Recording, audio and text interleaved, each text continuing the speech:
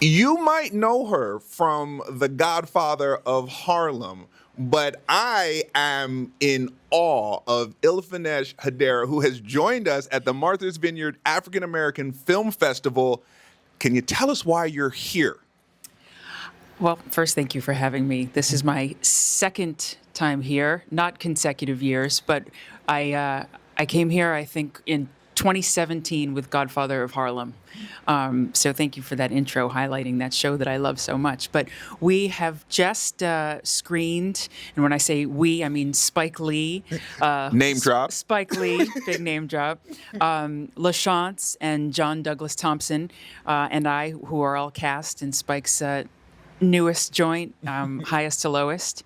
So we did a screening of, I think, 5 or so clips and some conversation for the audience.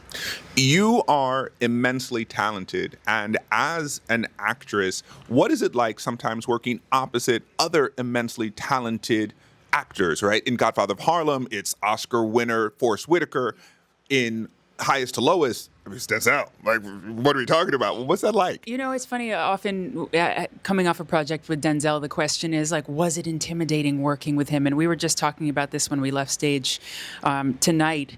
And Denzel is an imposing figure, but the real answer to that question is, you know, I've come off 4 seasons now of acting opposite Forest Whitaker, and they're very different people. You know, they have very different manners, but the nervousness kind of doesn't exist in the traditional sense when you've acted alongside someone like Forest for so long. You know, there's wanting to perform and wanting to you stand your own opposite someone like Denzel, but we are all at the end just very lucky people on set doing what we love for a living. So that kind of fades away over time, I think. I have 4 eyes, but you would need like 2 to see that you are a beautiful woman of color. Does that ever play against you in this business? Do you ever feel that as a woman of color and being so striking, you have to take a certain role or act a certain way, or have been maybe forced to? What are some what challenges that maybe that has caused? I mean, first I have a team of people whose job it is to you know make me camera ready, right? So when I wake up first thing in the morning, it's very kind of you to say I'm beautiful, but we all look how we look first thing in the morning. But yeah, I've had roles that I really wanted, and if you know. You never know why you're not getting a role or why you are getting a role, I think. So I don't get hung up on not getting something because I look a certain way or getting something because I look a certain way. I have been cast in roles where the direction for the hair and makeup team has been to, pare it down, which is fine and part of the job. You look at Charlize Theron cast in Monster, right? She doesn't look like Charlize in that movie, but someone gave her a chance, and the hair and makeup team did what they are, paid and hired to do. So no, I don't often spend time thinking about, why I get the roles I get, or I know that doesn't quite answer your question, but I don't feel pigeonholed, I guess, is the answer, by my looks. I do by my height. Which is something I can't control. Okay. But I also can't get hung up thinking about that because that's not going to change. So no flats, not wearing flats to make the other male actors. I mean, I show up on set sometimes, and the direction for costumes are put her in flats, and I hate that because I really love a shoe. But for the camera it looks strange, and. I don't know. I guess I do find myself cast opposite taller men. We've got Denzel. We've got The Rock. We've got Forrest. All tall men. So far, it's working out for me. I love that you just casually threw Oscar winner Forest Whitaker, Oscar winner Denzel, The Rock, who all happen to be over 6 feet tall. So I have pigeonholed. I have been pigeonholed. And it's opposite tall, great stars. Okay, great box to be put in. But they are the minority in this business. Generally, my male counterparts are not over 6 feet. Speaking of minority, the African American Film Festival is a place for minority creatives to get an opportunity. What does that mean to you, something like this existing? How necessary do you feel that it is?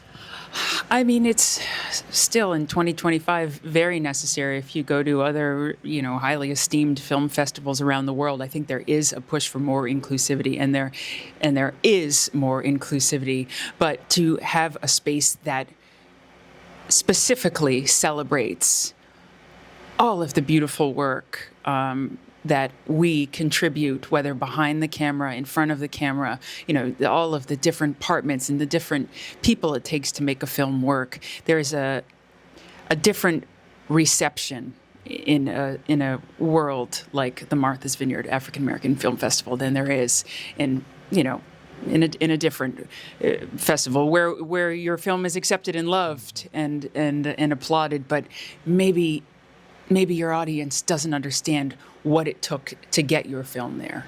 And I think there's just kind of an understanding that doesn't need to be spoken of how hard it is to get a film made and seen.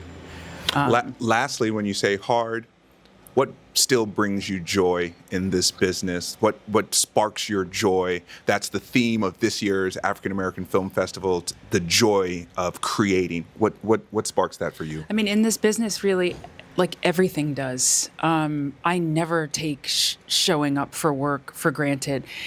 It was such a hard time for so many. I mean, just breaking into this business period is so difficult. And there are so many talented people who work so hard and kind of never get to quit their day job, right? I left my restaurant job 11 years ago and I never looked back. And to be able to support myself doing this is incredible. But things have been really rough for so many who had made it in, even post-pandemic. And people are still struggling after the pandemic and after the writer's strike. So to have kept working throughout and to show up on set with people that I love, and really honestly, like it's work, but I get to play and create and, get into costume and put someone else's shoes on and use, my imagination and make a living at it. So that is all, it's all happiness, even when it's a 4 a.m. pickup time and a 17-hour day. The incredibly talented, timely, tall Ilfenesh Hadera, thank you so much for joining us. The alliteration. Talented, timely, and tall. Yes. Thank you so much.